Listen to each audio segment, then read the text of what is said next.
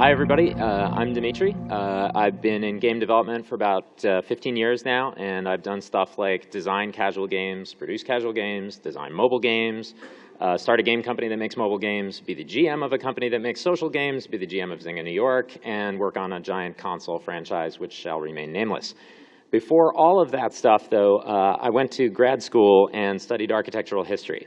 So that weird combination of backgrounds is why I wanted to talk about something we rarely talk about in this business, which is not the games that we make, but the places in which we make them.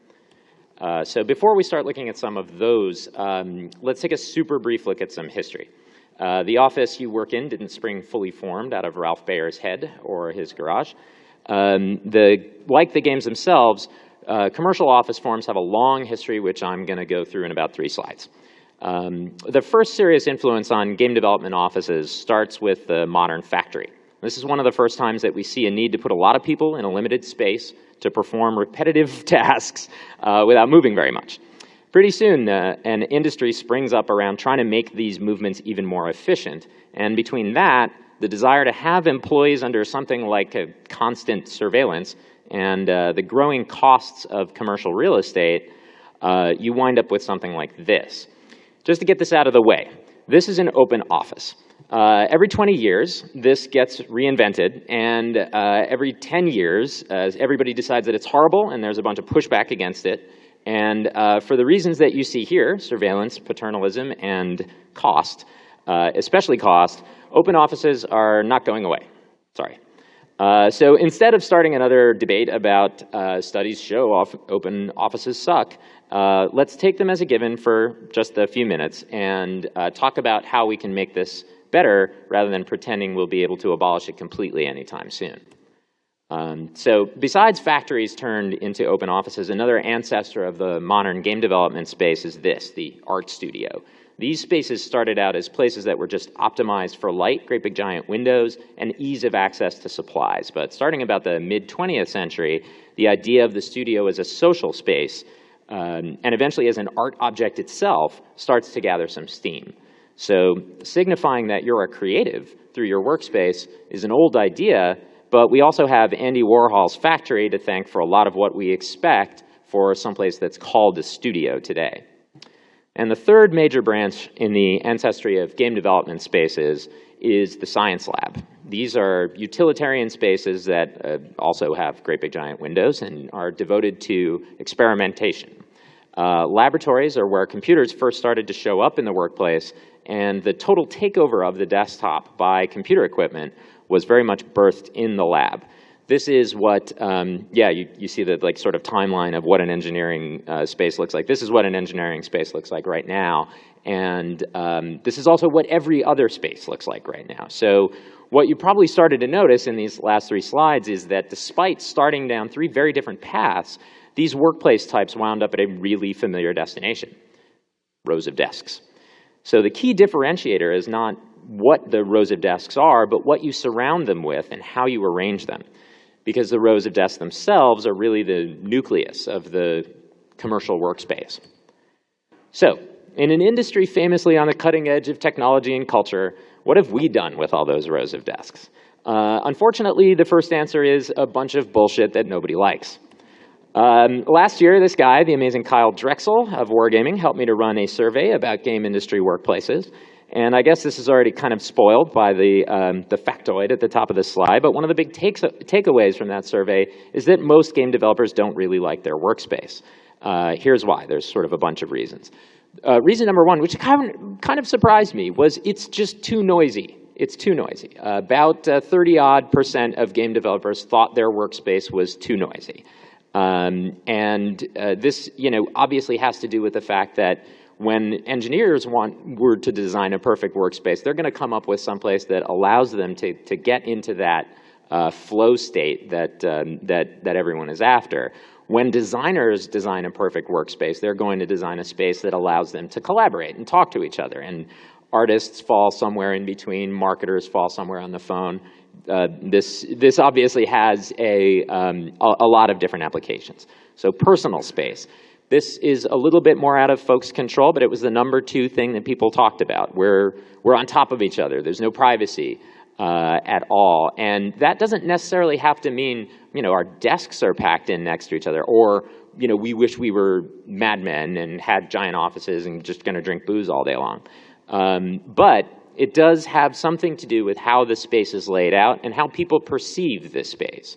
Importantly, because these are, this is survey results here, so whether or not you can do anything about it, this is what people are thinking about the space that you've created for them to work in. So even though everything is super tight and super crowded, this is like dichotomy number one in this list, we're still never near the people that we need to be near. Where we have to walk all the way across the office to get to HR. We have to walk all the way across the office to get from one part of the engineering department to another.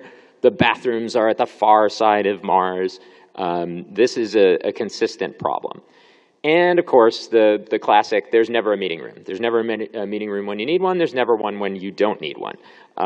There are too many for people that always get all the meeting rooms they want. I have some more slides about this later on in the deck, but just know that meeting space and collaboration space in general, even if it's not a private meeting room, is very important to folks. This list is 7 or 8 items, but this is, these are the tops out of 200 different things that people whined about in the survey where I asked them to whine. Visual privacy is surprisingly important to folks. This isn't just, hey, I don't want to feel like my boss is looking at my monitor all the time, but also just the capacity to be looking out at your monitor and at your workspace and not seeing chaos right behind it. So everyone can see everything, sure, but also the fact that you can see everything is really distracting. So a lot of different approaches in the case studies that I take a look at to kind of try and figure out that problem. This one actually came up more often than I thought it would, and I guess that's down to game developers being game developers. But yeah, a lot of people don't just think their offices just are shitty. They're ugly, they're boring, they don't have any games in them. That was a stunningly high frequency complaint. There's no place for us to actually play games. There's a fine line, which you'll see a little bit later on, between there's no place and you're trying to turn this place into some kind of weird fun prison. But that came up a lot. And then the light level issue.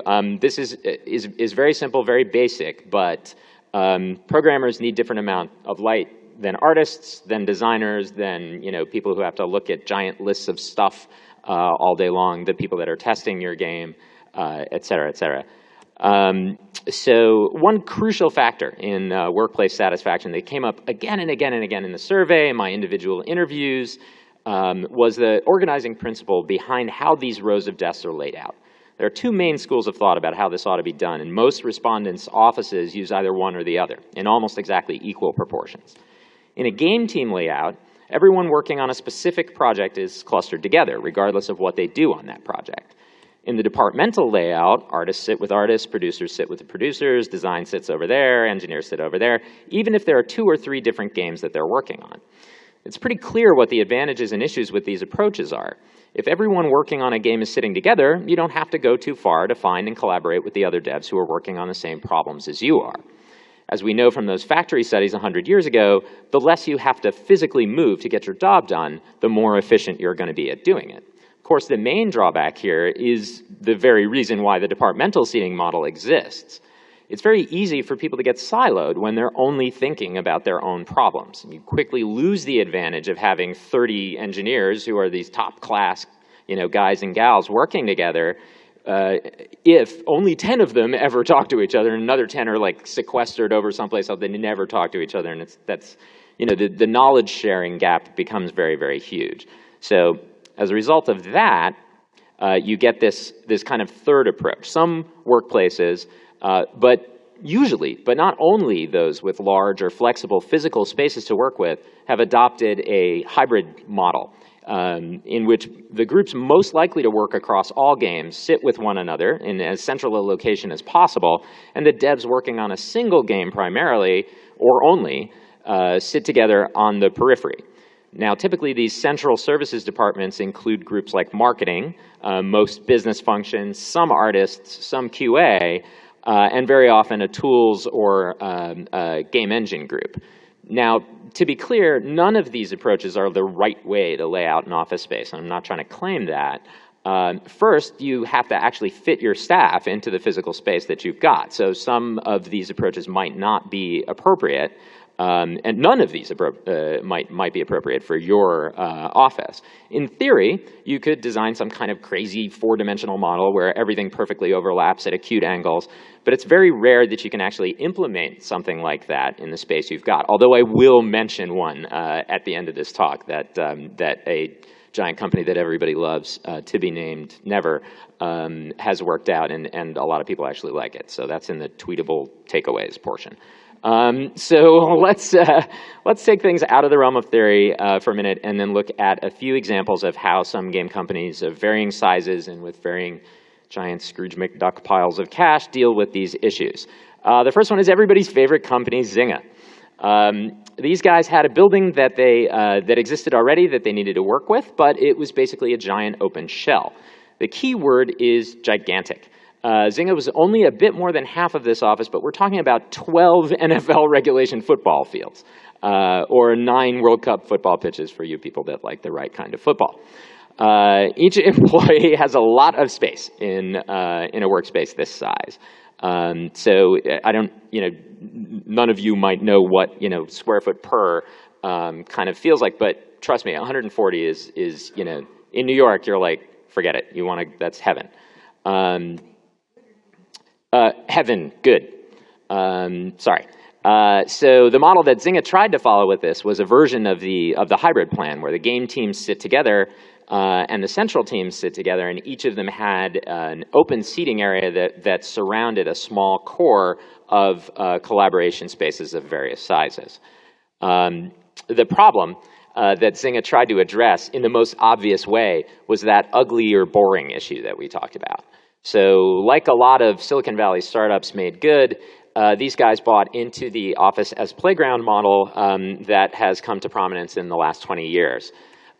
Seriously, Zynga went absolutely goddamn bananas, making their office into a 12-year-old boy's dream. And we'll come back in a few minutes to what influence that had on their employees and their outlook. So once you left the common areas of Zynga, the offices don't look that much different from any other corporate workspace. They have more knickknacks, both employee and company supplied, but other than that, it looks kind of familiar to anyone who's built software.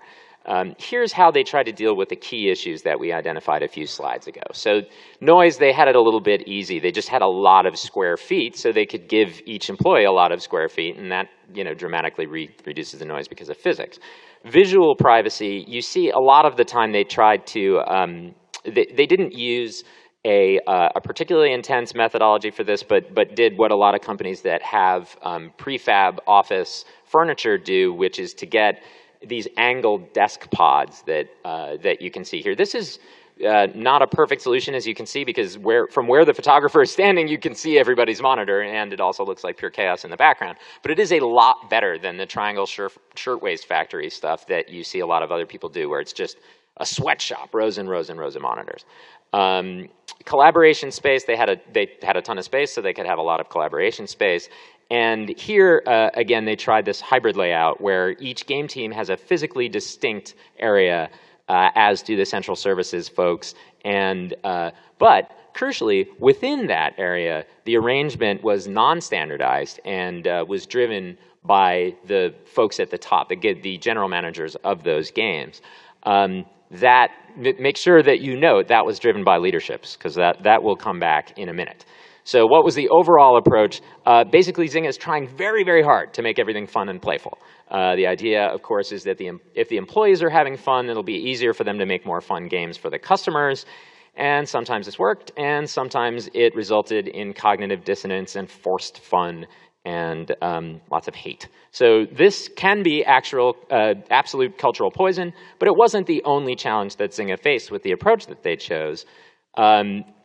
It's really expensive to do things like this, and when revenues turn down, the ball pit starts to look goofy. Scalability, there's only a certain number of people that can fit on the water slide. And when you get more people, but you can't make the water slide any bigger. And importantly, as we were saying before about management being able to call the shots on how things moved around, this interferes with humans' nesting impulse. People want to have some degree of agency over their space. We see this over and over again, and this is actually pretty common, commonly mentioned issue in white papers and studies. People want to have some control over their space. When you take that away from them, it just sort of increases their degree of nervousness. So a lot of the sort of hipster ad agencies where it's like, well, you don't even have a computer, you just take a notepad and draw on it and sit in the corner and lie on the fake grass or whatever it is that we've got. That doesn't often work out. If you're particularly interested, there's a white paper by guys called Fleming and Sturdy, which is called Being Yourself in the Electronic Sweatshop, New Forms of Normative Control. That's in Human Relations, which is a academic journal. I'll give you more information on that if you want it at some point. So let's take a look at a second space. Space number 2 is 3 Rings. If you've never been to a meeting or a party there, this place is really unique. The studio is owned by Sega now, but when they opened this office, it was an indie, and they started to take a really dramatic approach to one of these classic small developer problems of how to build out a white box. They had a giant Class B loft, really common. You probably have one if you have worked at a small developer. It's just an empty white box. It was about, I guess, 1/10 of a football pitch, so not huge. And key to this is that what you're about to see here, this steampunk submarine thing, is half of their office, the back half, which was completely redesigned. The front half stayed very similar to its original build. This is intentionally cozy. So they actually had quite a bit more space than they wound up slicing up and giving to the employees on purpose, trying to sort of increase the effort for collaboration by packing everybody into smaller spaces. So that's quite intentional. And they divided their space up into these small group workrooms, little pods with 4 or 5 folks in them that would be a department working on a game, but not one giant team of 35 people. So even small companies, especially in San Francisco, wound up in this perk arms race. According to 3 Rings, however, it was practically impossible to hire engineers at this point, and the office actually was a key marketing tool for them. So despite superficial similarities, this is really a very different use of architectural playfulness than what we saw with Singa. It's also important to note that though the steampunk aesthetic was completely pervasive in the front half of the office, this was definitely the party in the back portion of the 3 Rings office mullet.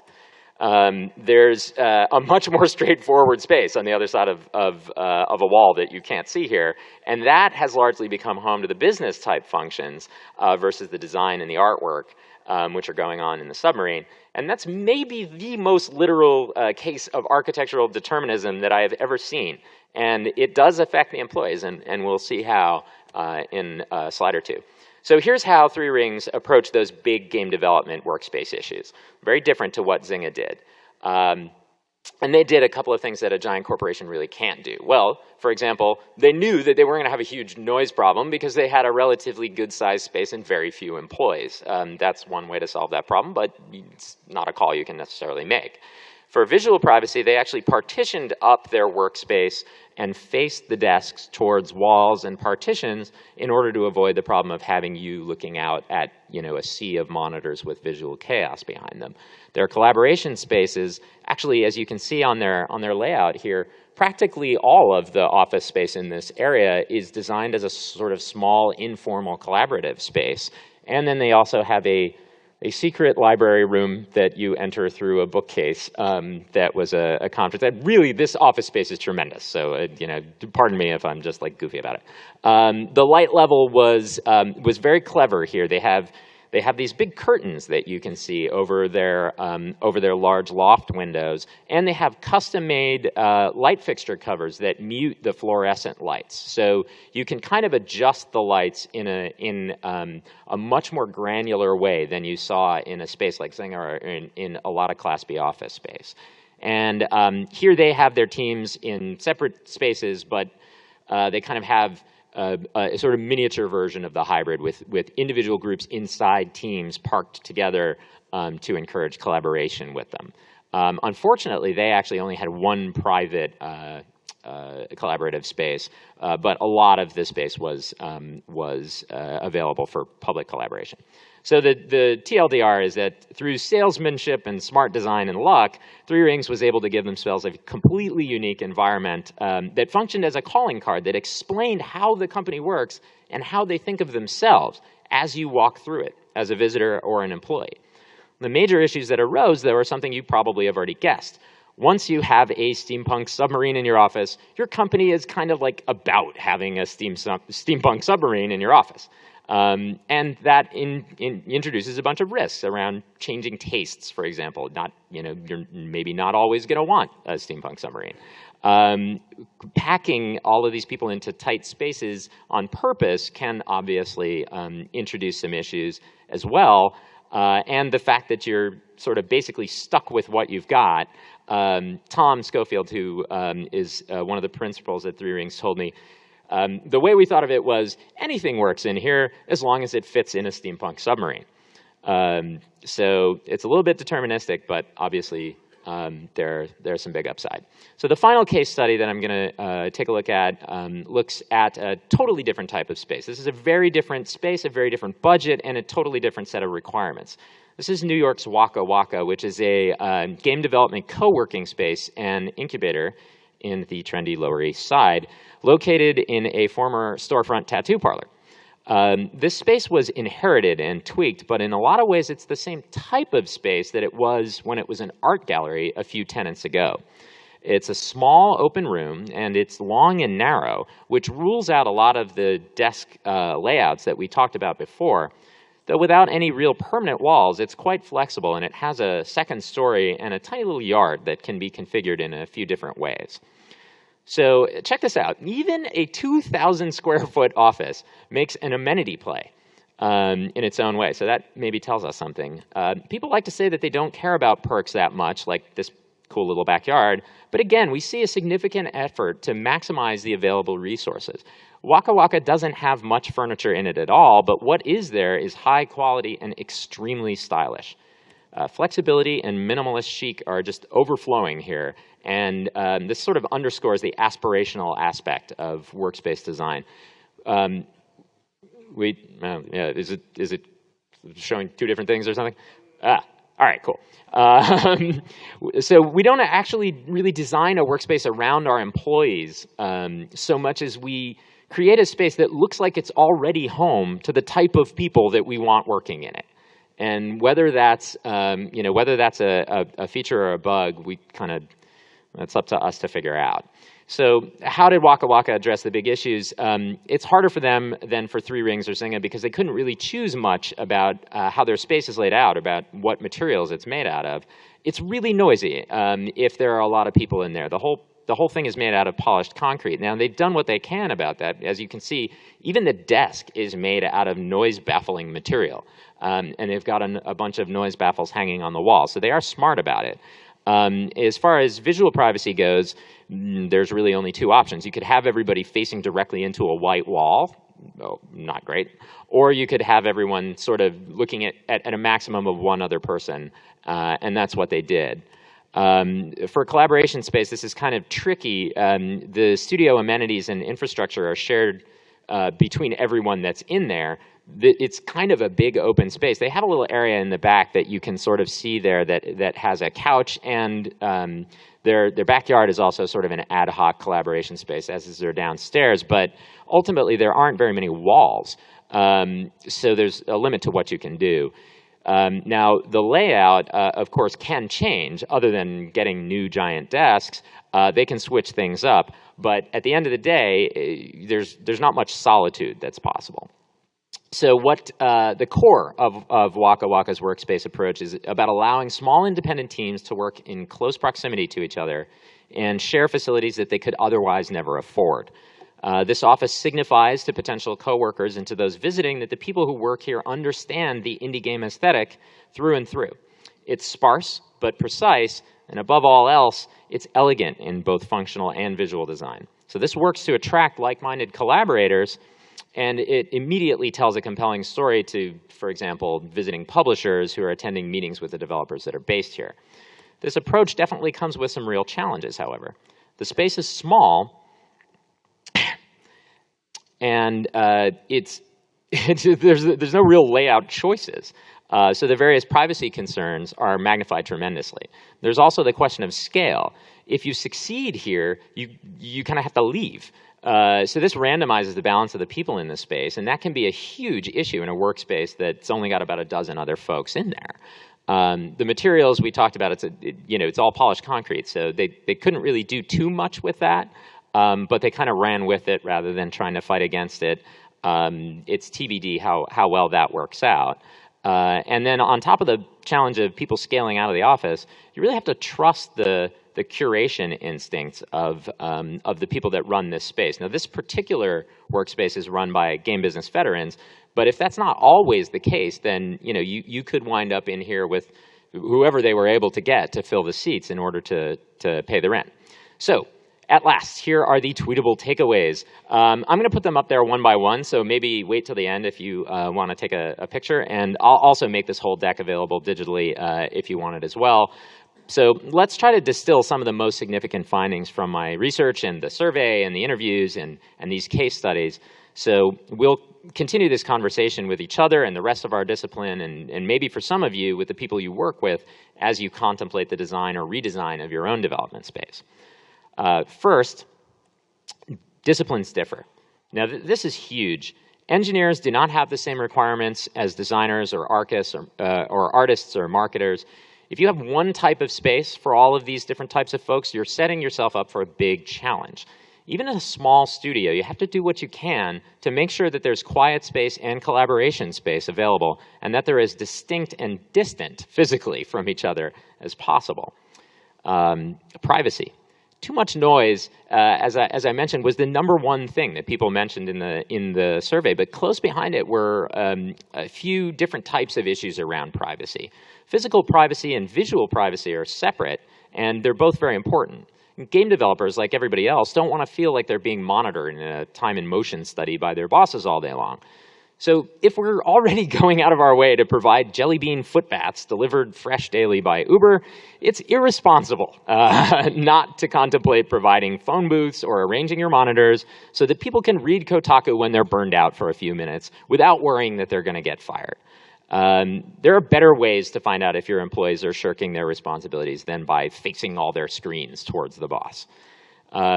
Collaboration is an important and enormous part of what we do. About 1/3 of the folks we spoke to said that their offices needed more meeting rooms. When we changed the phrasing to talk about general collaborative space, that number shot through the roof.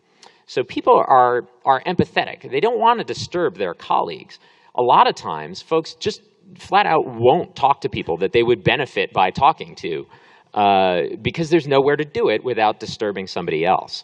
There are a lot of innovative ideas about how to make this work, even in a really low square footage space, like the backyard at Waka Waka or some others. So if you're interested in going into greater depth on this particular issue, drop me a line. I'll give you my contact information, or you can come up to me afterwards, and I can offer some concepts for you. As I was researching this topic, and speaking with interior designers and architects, I kept hearing over and over again how important it is to consult with the people that are going to use the office during your design process. The impact of coming in on a Monday morning and having everything be in a totally different spot, or of seeing people roam around with measuring tapes and lasers taking measurements and jotting things down without knowing why they're there, or what's going to happen to your workplace is huge. That's that nesting instinct that we talked about before. And we know this. This is community management. This is usability testing, and we do this in our games. If you're designing a space, take some time and talk to the people that are going to be using it.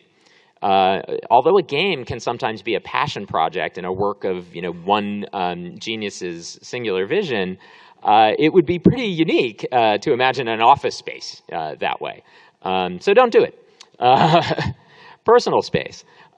We've mentioned this a lot, and this is something that you probably have less control over in your space, just down to raw square footage concerns. But even in really small areas, remember to do what you can to, just alter the layout, make it possible for people to feel like there's a little bit of personal space, even if that just means, in a couple of places I've seen literal, actual phone booths put up in the corner so that people don't have to, hover over by the kitchen to make a phone call. This helps people feel like they have some control. So about that super scheme that I mentioned before, a hybrid layout. So this is one of these very popular companies that everybody loves, designed this system where there are pods of about 4 to 6 people with desks. Each one of those pods is self-assembled, but it's always from the same game team and sometimes within the same discipline. Each pod has a separate meeting room and a small separate private collaboration area, as well as being located around a central space that everyone can just kind of rotate their desks into. In case you happen to have $1 jillion and can build out a space that works like this, the people that worked in that space gave tremendously good reviews. So that's something to think about. And then lastly, perks. I have a lot of data from the survey about this, but here's the bottom line. You have to have something. The lack of space to play games in, I mentioned before, was mentioned about 1/5 of our respondents. People notice when the office is super square, but there is definitely such a thing as too much of a good thing. About 33% of our survey respondents said that the reason they think their companies provide them with these fun perks was to keep them at their desks for longer hours. So even if this is not true in your office, you have to take into account that some people are going to think that it's true. So remember that before the guys show up delivering your 3-story water slide. We probably don't have any time for any questions at all, but this is my contact information. If you can't see it, just walk up. I'll give you a business card. And there's also a room that I can go to, or I'll just stand outside and talk to you. It's, what did you say? It was 2002, so maybe I'll go there. Hey, give me a good rating. Those people will email you stuff, and it'll say, give me a good rating, so give me a good rating. Thanks, everybody.